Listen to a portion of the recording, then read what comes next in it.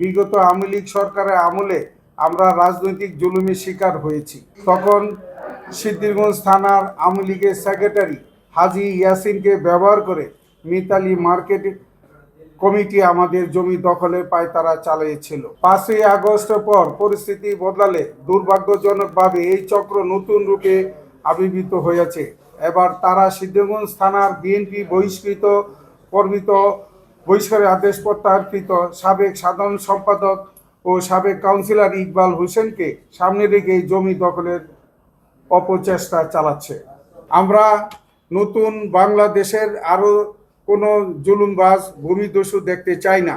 আমি মাননীয় প্রধানমন্ত্রী জনাব তারেক রহমানের কাছে করজোড়ে আবেদন জানাচ্ছি, আপনার দলের নাম ভাঙিয়ে যারা সন্ত্রাসী কর্মকাণ্ড চালাচ্ছে তাদের বিরুদ্ধে কঠোর সাংগঠনিক আইনি ব্যবস্থা নিন। দলের ভিতরে লুকিয়ে থাকা এইসব সুবিধাবাদী হাইব্রিড নেতাদের রুখে না দিলে সাধারণ মানুষের ক্ষতি হবে। একই সাথে আমি প্রশাসন ও আইন শৃঙ্খলা বাহিনীর কাছে দাবি জানাচ্ছি, এই চিহ্নিত জবরদখলকারী দ্রুত গ্রেপ্তার করে আমাদের জানমালের স্থায়ী নিরাপত্তা নিশ্চিত করুন। সবাই বড় ভাই